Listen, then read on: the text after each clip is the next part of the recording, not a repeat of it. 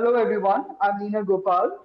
Welcome to Global Express, where we deconstruct developments in our backyard, in our immediate neighborhood, and beyond. Click on the new Indian Express website and tweet and follow Global Express. This week, there's no getting away from the persistent pinpricks by the Maldives' new president, Mohammed Muizzu, all aimed at India. He didn't name India, but it was all too obvious that his dig at the big bully while he was on an official visit to Beijing was definitely a sideswipe at India. In Muizzu's maiden address to Parliament on February 5th, he's made it clear that the first of the 88 men, the Indian Army personnel who manned the three aircraft, the two helicopters and the Dornier that are deployed under an agreement with the previous Ibrahim Solih government, must leave the country by March 10th, and every last man by May 10th. So the tiny face saver, Maldives have agreed to India replacing them with civilian personnel. There were also accusations the week before that the Indian Coast Guard had boarded the Maldivian fishing vessels inside the Maldives and its anti-India pivot that could pose a security threat to India is N. Satyamurthy, a journalist and commentator who writes extensively on the Maldives. Thank you for coming on the show, Mr. Satyamurthy. Thank you. And thank you very much, Mr. Ibrahim Ismail, who is solely responsible for, crafting the Maldives' constitution and is a much respected voice in the Maldives for his strong and thoughtful leadership. Thank you very much, Mr. Ibrahim Ismail, fondly referred to as Ibro, I believe, Yes, of his Ibrahim. friends and Ib- Ibra. Yeah, Ibrahim. Yeah. Yes, it's a Dr. pleasure Ibrahim. to be with you today, Nina. It's my pleasure. So the big question, let me start with you, Mr. Murthy. India-Maldives ties has been in a free fall since January. Muizzu made an official visit to Turkey and China. He gave Delhi a miss, although he did meet Prime Minister Modi in Dubai. The India Out campaign has kicked up a huge following across the Maldives during the election campaign. Did India not see this coming? I mean, why did it not reach out to manage the fallout? And the boycott Maldives campaign on social media has only added to the bad blood, you know. And when Prime Minister Modi and President Muizzu met, they came to some sort of an agreement that talks would be held government to government level and an agreement would be reached on replacing military personnel with civilians. But this isn't the end of it, is it? I mean, can you tell us what has what you think? Are we going to be able to play catch up, or have we lost the plot? The first and foremost, I wouldn't say all the vote that we got to win the presidential election is anti-India. They are not, in fact. Yes, there are nationalists in every country, and they are elsewhere too. That's not all of them mean that they are anti-India votes in this context. India out and India military out, that kind of campaign did not produce this result. Let us get this very clear once and for all. Yes, Muiz is not India friendly, definitely, particularly as his predecessor Soli was and was seen to be. That is only one side of the story. As far as the withdrawal of the Indian pilots, unarmed Indian pilots and technicians and medical personnel, and the medical personnel are there to exclusively attend to the Maldivian Rescue. and their families. That is saying that there has been some kind of a, I think this issue should have been sorted out long ago, at least 5 years back. Now, India is talking about, both sides have agreed to replacing the Indian military personnel with civilians for those Indian aerial platforms. But I do not know why this agreement was not possible when Yamir particularly started off his India Out campaign. That would have solved a lot of issues now. And for the current president, Muiz, he has his own set of domestic problems just as his predecessors had. And in a particular in terms of the parliament election that are scheduled for March 17 may be postponed if parliament passes a new law and the Supreme Court, if moved, upholds it. But anyway, the elections will be there in the next 2 months or 3 months, not beyond that. So in this So context, are you saying, what does the elections have to do with the India-Mali tussle, not Maldives? it is just one more election issue or the major election issue for some of them. And as And you to think that the anti-India pivot is going to be an issue? Is going to be what did something I that say? will What catch? did I say in the beginning? Anti-India is not a major election issue. It No, will I agree with that, but be. it's something that Let me complete. Let but me the complete. president It has will be a major campaigned on talking that. point. It will be a major talking point. Yeah, Not necessarily a major issue that dictates the voters' mood and methods to in preference in a purely what is purely a domestic issue and domestic policy. do you agree with that, Mr. Ibru? Is that a purely domestic issue? Is it something that could actually take over the mood in Maldives? I mean, is there an anti-India Um, undercurrent? I don't really think that there is an anti-India sentiment across the nation, which will affect outcomes of elections and so forth. Nevertheless, as Mr. Satyamurthy has pointed out, um, see, this whole thing, the anti-India thing, started with the previous president, Yamin Gayoom, being charged in court. Hmm, And this was that's kind right. of a decoy that he used to garner some popular support for him, to try and Ah, influence the prosecutors and the judges, courts, and so on. And this sort of took wind for a while, but it really didn't catch on as a full blown anti India sentiment. I certainly didn't see that. It did get to a point, though, when it became a little bit too much, with again with the elections coming up, and but there are sane voices too. So there was caution. The point is this: India uh, has been Maldives' longest ally, closest neighbor. Um, there is a very strong people to people relationship, which transcends a lot of these, uh, you know, political bipartisan stuff. Um, hmm, but um, what I see happening is, and I see this happening across the globe. Uh, there is a right wing wind blowing right across the globe, and along with it, some ultra nationalism is cropping up everywhere. correct. Uh, it's not just the Maldives, it's not just India, it's everywhere. Uh, and so all these things add up, especially around election times. It's a kind of a rhetoric which is used by some So you're basically politicians. saying that India is a very convenient whipping boy at the moment because of this right wing nationalism that is taking over, and the fact that also President Muizzu has got very strong leanings towards the Islamic groupings that are there in the Maldives. Yes, But I at the same time, this is turning to many people. It is looking like a pro-China pivot. I mean, you've got 900,000 square kilometers of this exclusive economic zone. Muizzu has claimed on he stepped up surveillance to prevent any kinds of threats by air, land, or sea. Was definitely aimed at India.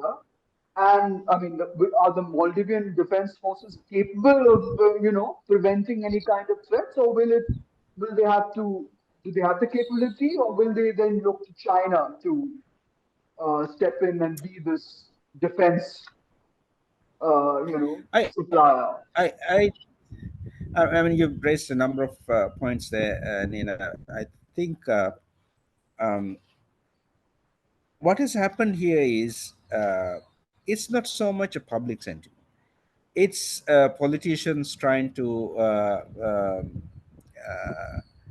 win popular support, and they create all these things and run it. Uh, Mm. but uh, the point is for me that uh, while President Muizzu um, certainly is showing some leanings towards mm, radical religious Islamic movements. But Maldives being a predominantly Muslim country, there are sentiments which can be easily roused, so they go for that. But those doesn't seem to be long-lasting sentiments. See, I don't think that the rhetoric they whipped up during the presidential elections is necessarily going to carry over to the next election and so forth. And it's Uh-huh. not necessarily going to generate that much political power, because again we have to we who are not in politics need to take a step back and try to have a look at the wider picture.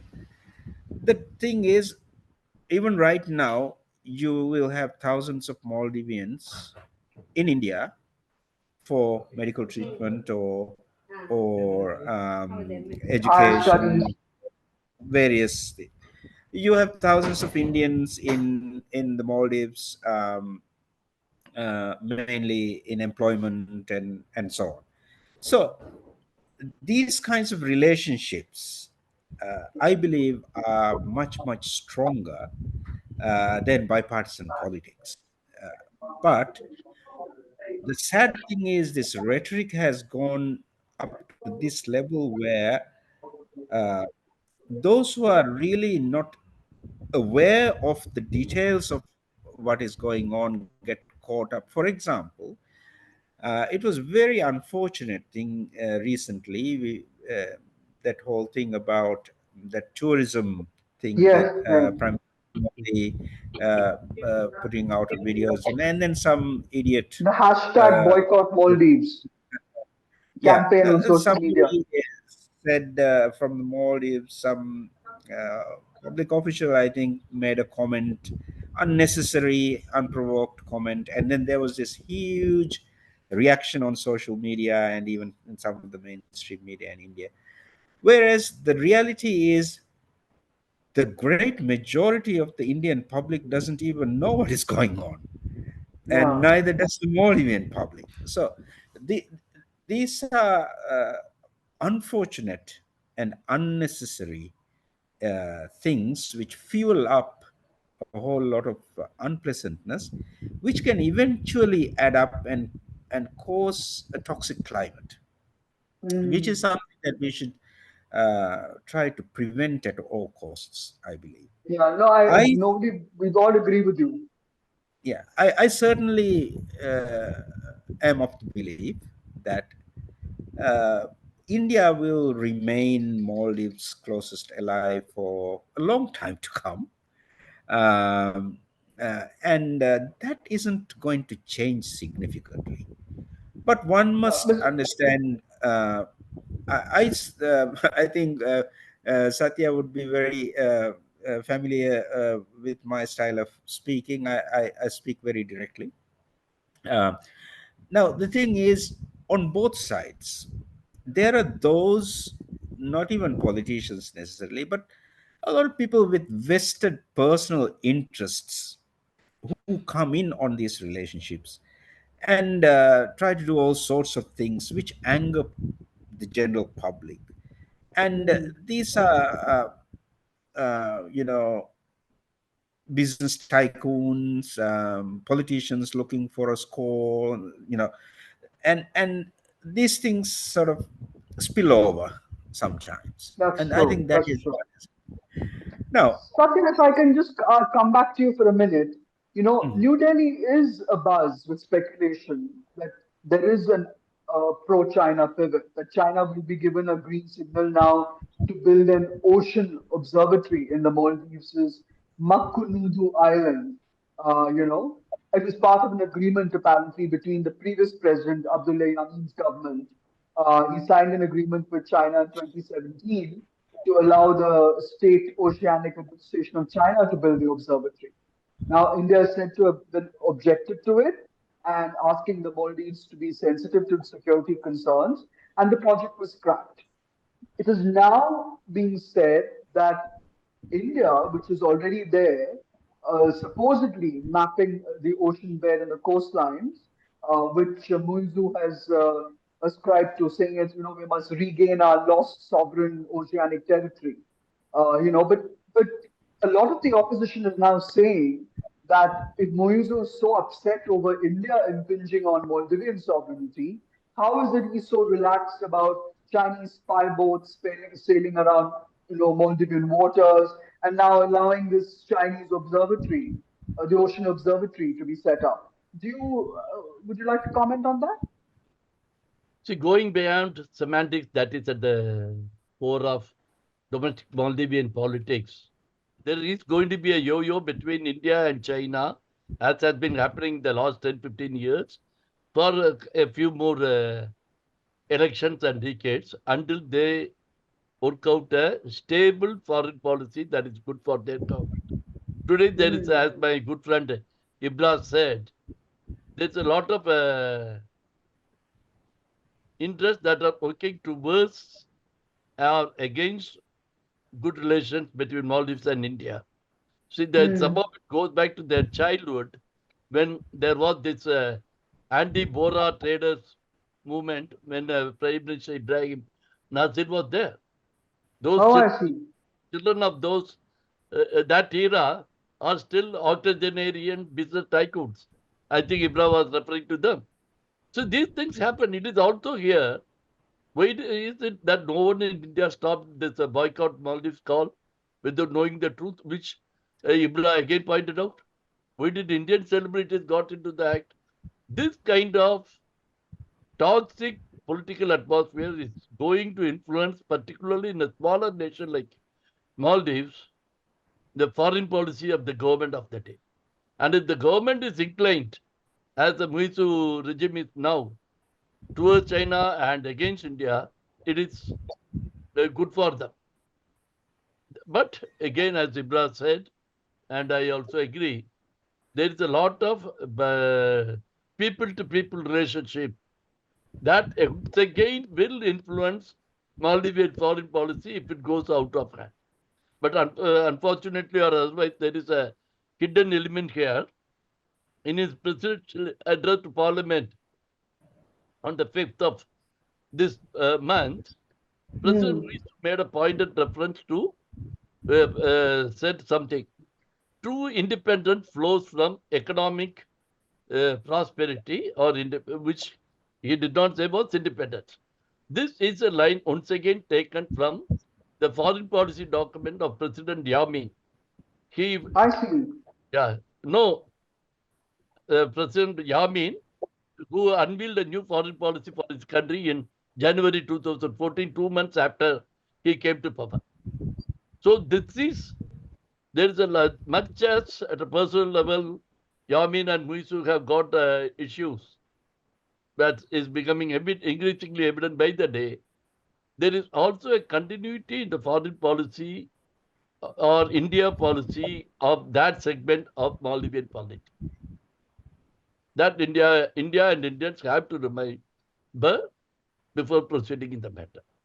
So, is that charge, is the Maldivian government's charge, Moizu's charge that India is playing the role of a big bully, is it consistent with that? I mean, is that what Yamin was doing? I thought Yamin was basically building bridges with China because he wanted to ensure that the Maldives would not be completely and utterly dependent only on one country.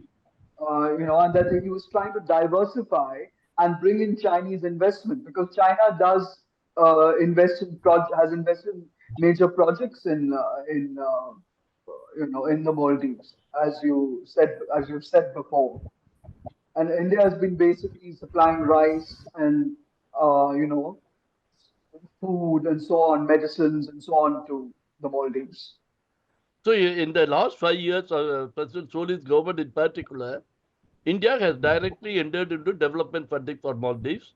It is the largest development aid giver for the country. And a lot of India's projects are on the pipeline, and they may take about 2-3 years to complete.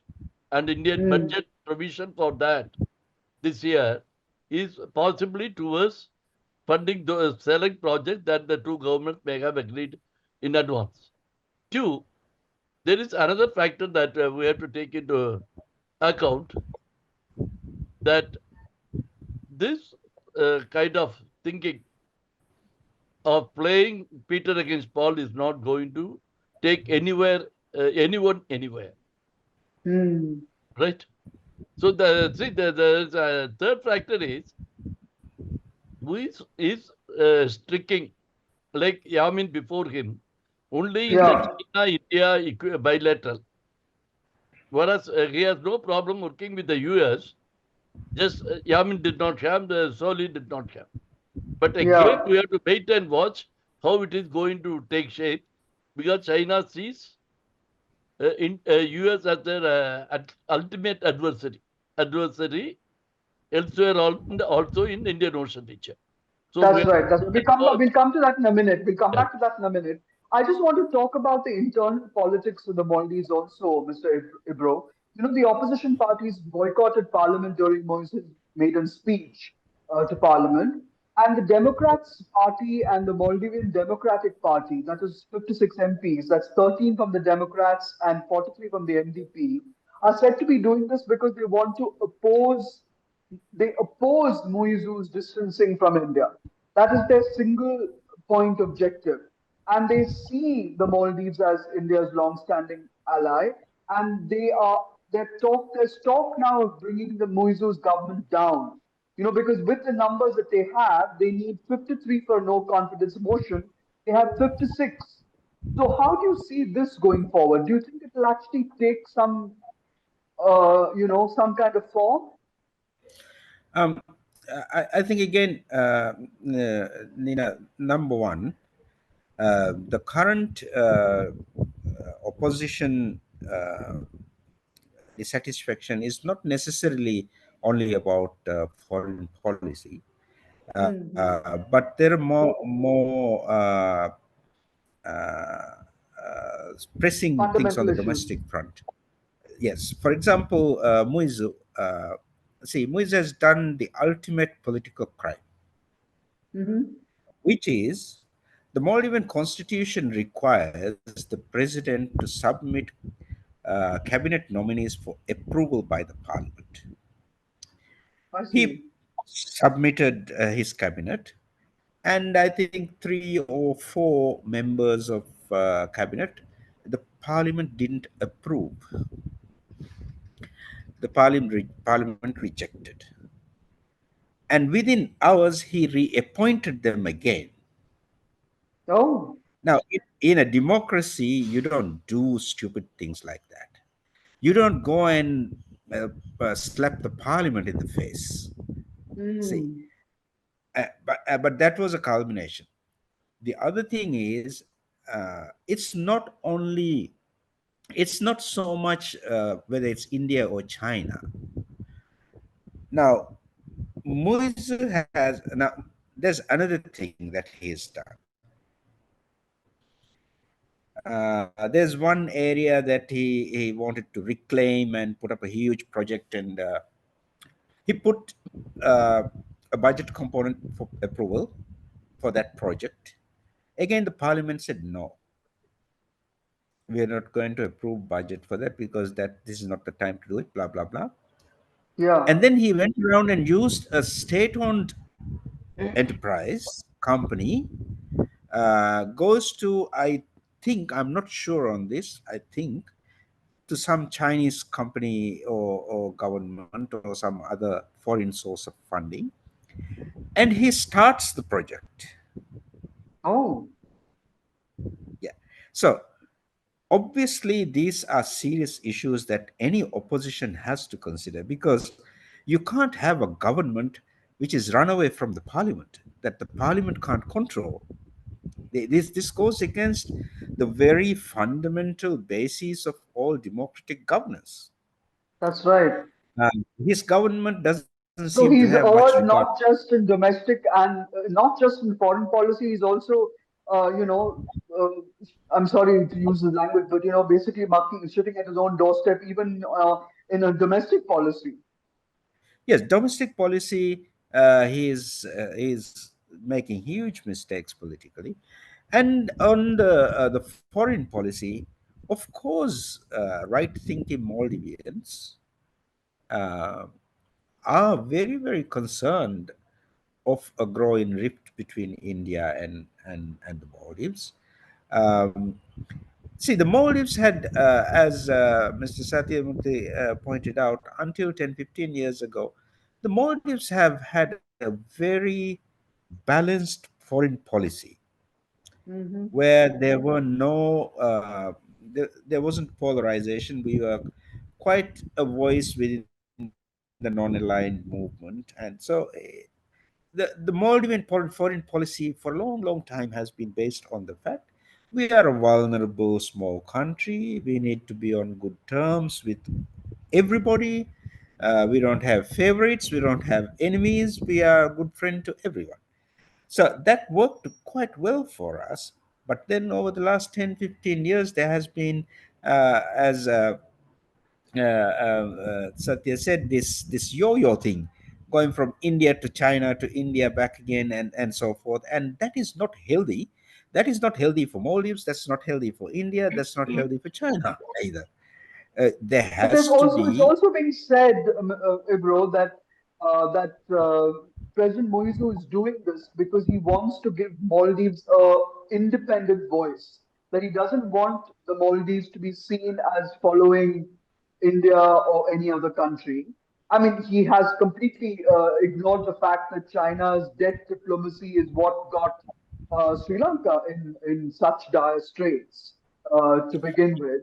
And also, the other issue is that both India and including Saudi Arabia and the UAE, as Satya said, provide budget support to the Maldives. It's China's limited to infrastructure development.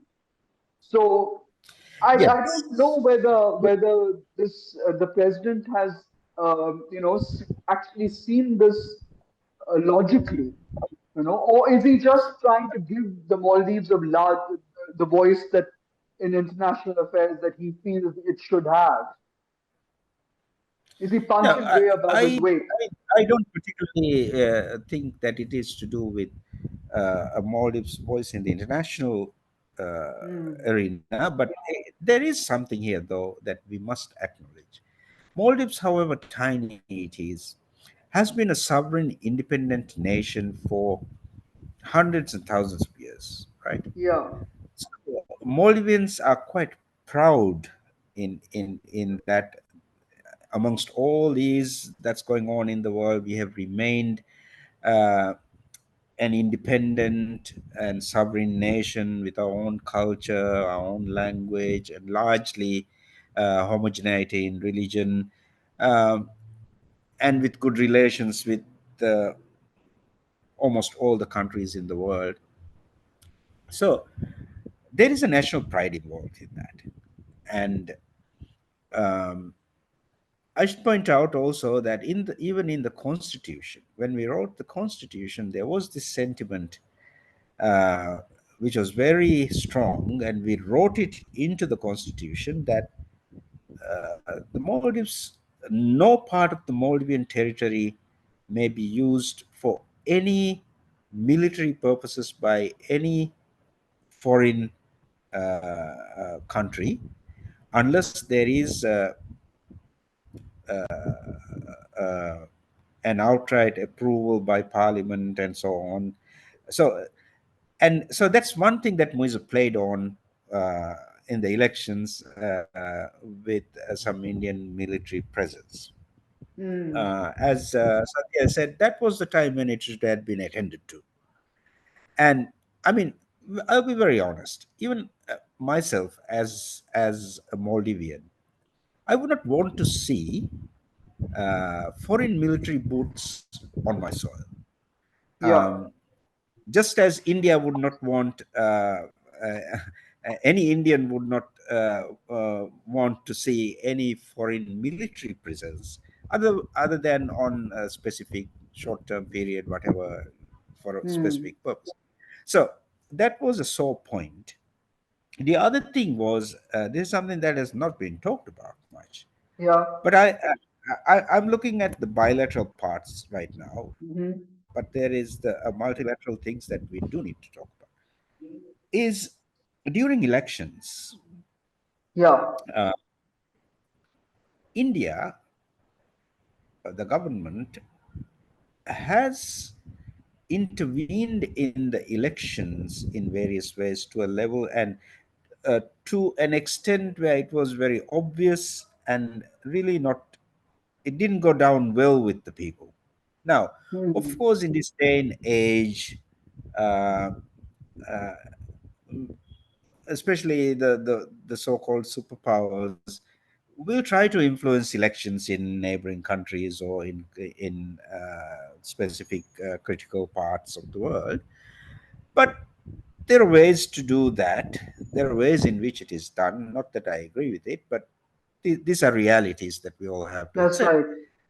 right. Um, but this became very explicit during the elections, and Oh. that didn't go down well. That was seen as another attempt by India to tamper with sovereignty. Hmm. Uh, Hmm. Have you so, shared these sentiments with the Indian government? Have these fears and sentiments been shared by ordinary influential Maldivians like yourself with well, with the I have expressed my thoughts on a number of issues with the Indian government. I don't want to go into specifics, but uh, I have. But because I used to be in politics, yes, but I'm no longer in politics. yeah. I think it's more, I suppose, a statesman role, if you like. I am not interested in bipartisan politics anymore. I'm more concerned about the well-being of the nation, and at another level, I'm involved in a lot of activities at a regional level, particularly on the human rights front. So I have expressed these concerns. I mean, so these things didn't go down well. Then there is this other issue of um, I have always, in fact, I expressed these sentiments with the Indian government that okay, India is the superpower of the region, both militarily, population-wise, economically, And and size. yeah. So um, it is the mighty big brother for all of us. But if India wants to take on that role, then India also has to be sensitive to the sentiments of the region. You see, particularly, for example, I know these are very testy times, and these are uh, issues that some people would rather not speak about, but we Hmm. do need to look at these things. One is, for example, what's going on in the Middle East. Yeah. Now, India has taken a pro-Israeli position, whereas there is not a single country in Asia that I can think of who has taken a pro-Israeli position. Hmm. Hmm. So this is in particular now Maldives is now a co-litigant in the ICJ. Yes, that's So right. co-litigant against Israel with South Africa in the ICJ. So, and the Maldives being a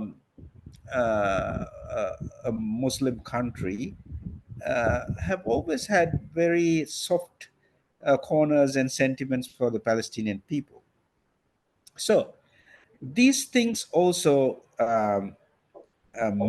do matter when we are looking at bilateral relations. It's not only just the bilateral part, it's also the more global and the multilateral part.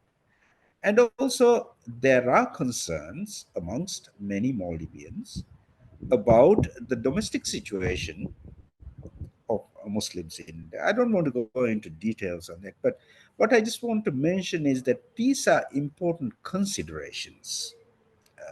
And the Indian government, in order now, I would like to see relations go back to what it was between the countries, because I think it would be, I'm sure the small steps will be taken in the coming yeah, months, because I think in the run up to elections, all kinds of, drama yeah, happens in yeah. both I our mean, countries.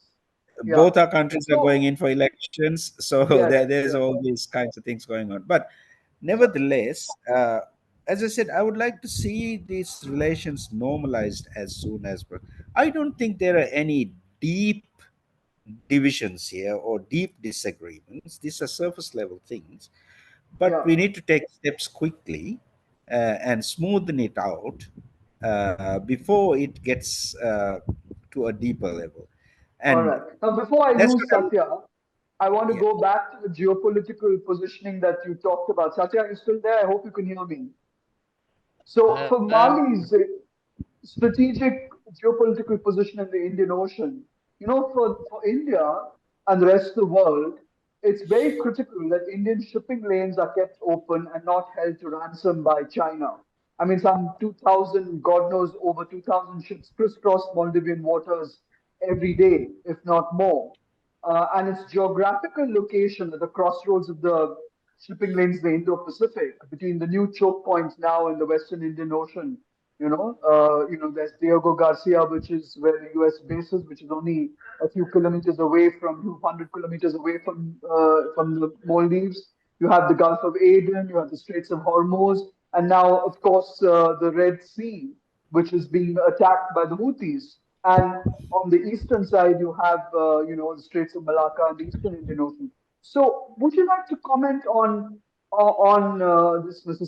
Satyamurthy, and how important it is for the Maldives to stay the course and not get sucked into, China's orbit, so to speak?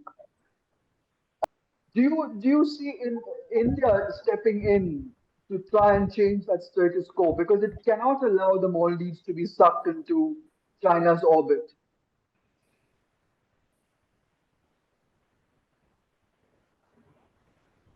I think whatever the government of India does, it is government of India's business. It should not, as my good friend Ibrahim said, should not become a platform for social media debate beyond a point, right? Whether Maldives should do this or India No, should no, we're intervene. talking about the geopolitical positioning, a Geopolitical strategic position geopolitical also. positioning of the Even Maldives. geopolitical And position, governments have a way of doing things. They should stand there in the government position across the world again. In the social media world, particularly in democracies, public mood, but even in a small country like, especially in a small country like Maldives, can influence the government's foreign policy. That is only a part of it. From the Indian side also, the government of India is handling issues in ways geopolitics is to be played out. But yet, Maldives should also remember whether it is good for its own good in the long term or that of the IUO or region per se, if extraterritorial powers start playing their games. It is not only China, a lot of others are there, or whether they want to align with the regional power and take a positive step forward towards maintaining regional equilibrium, regional peace, regional prosperity. After all, President Muizzu in his presidential address said yesterday in Parliament that True independence comes from economic prosperity, which he translated as economic independence, as I mentioned earlier. That prosperity, if it can be achieved within the region, that is what Now, should be attempted, particularly in the case of China, with so much investment they have promised the government of Maldives during visit recently. They are not going to create one job. Maldives has got nearly 100,000 youth who are either unemployed or underemployed, and all of them take only white collar jobs. I think Ibra will agree to my assessment. And China is not going to produce it. Can India help produce that? 100,000 cannot be done overnight. Unfortunately, yesterday, in his speech, Muizzu has made yet another point that he is considering increasing the retirement age for servants, government servants, from 65 years to 75 years, which means more Maldivian youth are going to be unemployed or underemployed for a longer term. And Maldives is not going to create the kind of job and opportunities and family incomes. This is going to be the core of their domestic and international politics more than India, China, or anyone else. yeah, thank you, Mr. Murthy. I Thank just you. wanted to end with you, Mr. Ibra. Will you just tell us on, I mean, the whole point about the geopolitical positioning of the Maldivian archipelago basically gives it a very strategic positioning in the Indian Ocean. And that is something that clearly the Maldives can cash in on, in the sense but the point is that it should not be, I mean, get sucked into one orbit or the other. Would you say that would be the most sensible way forward? I would definitely agree with that. In see, in events of the world, uh, sometimes very small countries are by default pushed into positions where their actions can have huge impacts. Mm, And I think Maldives is entering a phase like that. And that's very I, interesting. yeah, I always believe that the more privilege and power and authority and greater your sphere of influence, the more responsibly you should uh, Mm, act and utilize those things. So we as Maldives should not see it as a jockeying position to simply get what we want, or that, but we should have a, a much longer term view. Like we then have a critical role to contribute to regional peace and stability, to the prosperity and security of all the people in the region. Uh, and so it has to go even beyond national mm, thinking. We have to have a more regional, more humanitarian perspective on things, and the way things are shaping out in the world. uh, the Maldives is entering into a time and era where we can make an impact, but only through very responsible behavior. And as you said, we should not get sucked into one vortex or the other. yeah, Uh, yeah. we A have to vortex make it sure is. that it is balanced, and it is utilized for the betterment of all, not a select few. See, Yeah, so that's an ideal world. that But front, what would you admit that it is being pulled in two directions then? at the moment, yes, at the moment it appears to be so. And I think both Maldives and India, the governments, I mean, uh, have made mistakes, have made Hmm. serious mistakes, and Hmm.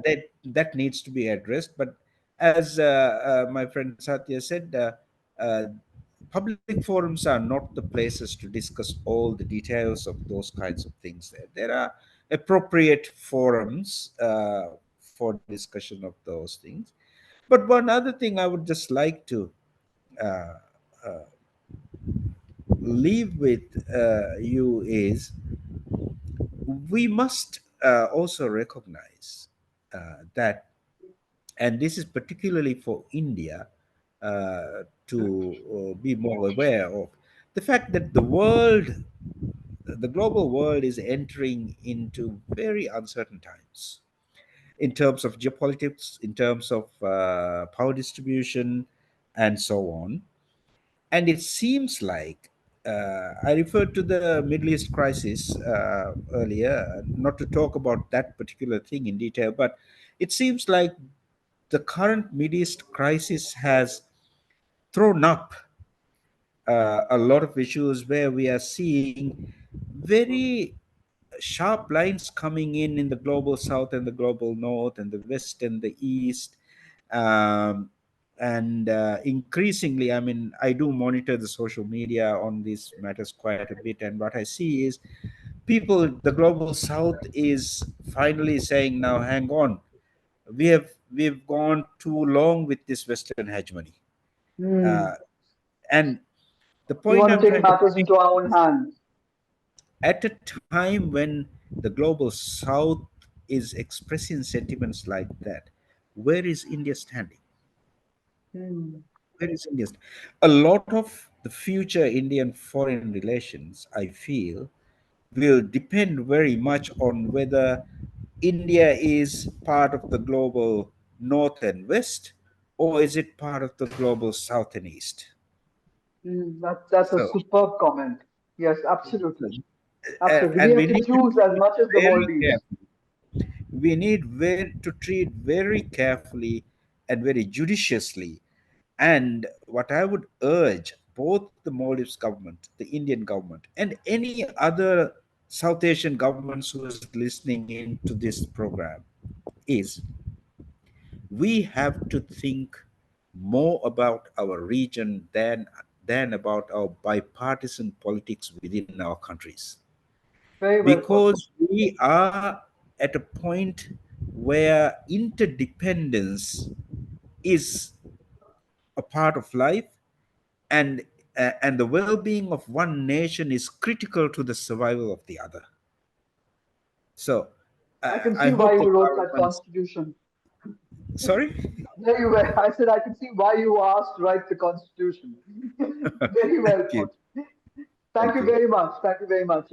Would you like to make concluding remarks, both of you? We've just got a minute each. Satya, go please.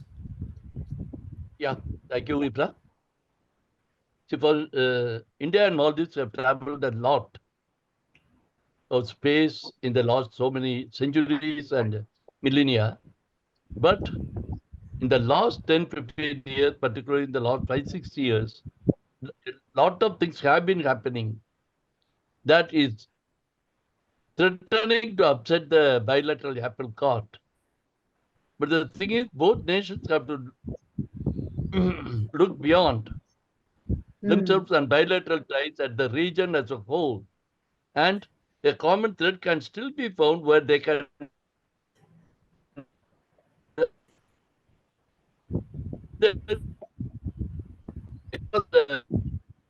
that word for economic of every nation in the region. And India has been the net provider of security for the region if there is not going to be any extraterritorial players and powers. Yes, US is already there in the Digo Garcia. China is trying to make inroads. It has been attempting some in Sri Lanka, some in Maldives in different ways. And Now in Bangladesh too, and of course Nepal and Pakistan. Thank you very much, Mr. Satyamurthy. Thank you very much for your comments. I hope you can still hear me. someone else. Thank you very much. Uh, Thank you, Mr. Ibra. It was very good listening to you. I do want to leave by saying that, China is the elephant in the room, and the China versus US rivalry in our region does impact all of us in very different ways. So going forward, let's see how it all plays out. Thank you for being on the show, Mr. Murthy and Thank you. Ibra. Thanks a lot.